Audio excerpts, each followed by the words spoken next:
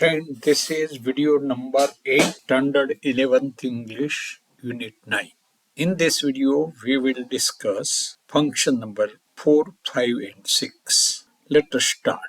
See friend, to understand means student understand so that in order that with a view to etc. to express purpose. એટલે purpose express કરવા આનો ઉપયોગ પીરિયડના અંતે એમને આવડતું હશે. એવો અર્થ કોમ્પિટન્સી કઈ તો અન્ડરસ્ટેન્ડિંગ કોઝ એન્ડ ઇફેક્ટ એક કોઈ કારણ છે અને એની અસર.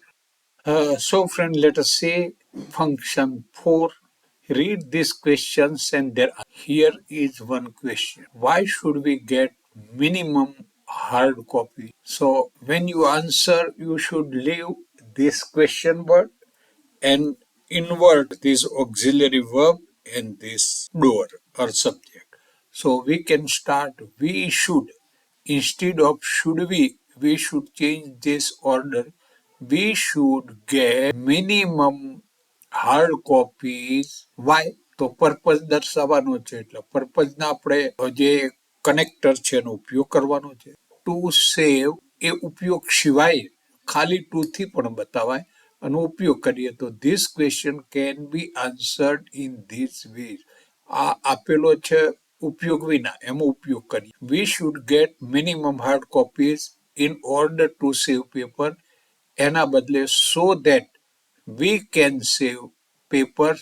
અહીં સીધું વર્બ હતું એક્શન વર્ડ એના સામે એ ક્રિયા કરનારને સહાયક મૂક્યું છે એ સમજો સો ધેટ સાથે આવે. ઇન ઓર્ડર ધેટમાં પણ એ જ રીતે થાય. સો ધેટમાં જે રીતે રચના છે એ જ રીતે ઇન ઓર્ડર ધેટ એટલે આખું વાક્ય બનશે. ઉપરનું ફ્રેઝ તો સેમ છે.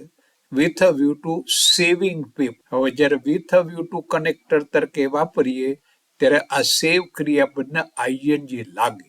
એવા કોઈ પણ ક્રિયાના આઈએનજી લાગે આ ખાસ યાદ. તમારા ફંક્શન્સના ક્વેશ્ચન્સના જવાબ આપવામાં પણ આ ધ્યાન રાખવું પડશે. ઓકે ફ્રેન્ડ, હવે આ તમને નોલેજ થયું, દ્રઢ થયું, પણ હવે એનો ઉપયોગ અન્ડરસ્ટેન્ડિંગ આ જુદા સિચ્યુએશનમાં. Now complete this sentence. Why should we recharge wells and construct check dams.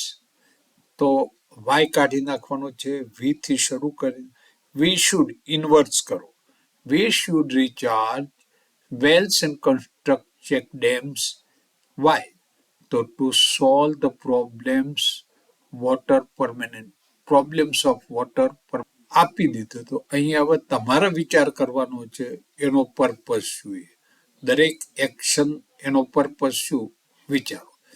હવે એ વાતને આપણે આમ મૂકી શકીએ ઇન ઓર્ડર ટુ નો ઉપયોગ કરી કે we should recharge wells and construct check dams in order to solve. અહીં ટુ પછી ફરી રિપીટ કરવાની જરૂર નથી. Solve the problems of water પર ઇન ધ સેમ વે. અહીંયા વિથ અ વ્યૂ તો સોલ્વમાં આ ટુ નહીં આવે પણ સોલ્વિંગ આઈએનજી વાળું એ જ રીતે આમાં સો ધેટ છે તો પછી સબ્જેક્ટ વર્બ ઉમેરવું પડશે. We can solve. કેન પછી મોડું basic and then in that so that we can solve. પછી શું સોલ્વ કરવું એ પ્રોબ્લેમ્સ આ બધામાં આપ્યું છે. મિત્રો આ રીતે પ્રેક્ટિસ મેક્સ મેન પર. રૂલ્સ યાદ કરવાથી નહીં પણ પ્રેક્ટિસથી તમને આવડી જશે. એના આન્સર્સ અહીં છે તમે ચેક કરી શકો. Okay friends, one more exercise, activity 5 and function 5. Here questions are given and connectors are given in the brackets. So you can use this and make the answer these questions. Different questions. Why are you buying this English book? So I'm buying this English book with a view to getting knowledge. ખરીદવાનો હેતુ શું? To solve the problem. જુદા જુદા હોઈ શકે અને લખીશું one by one. You can answer this. For sample answers you can check. અહીંયા તમે સેમ્પલ આન્સર જોઈ શકો છો પણ તમારા આવા પર્પઝીસ જુદા હોઈ શકે.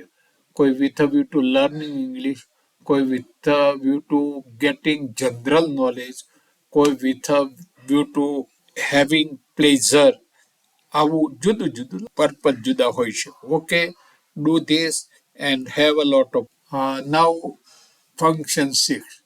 Now answer the following question using the words in the bracket. અહીં પર્પઝ આપ્યું છે.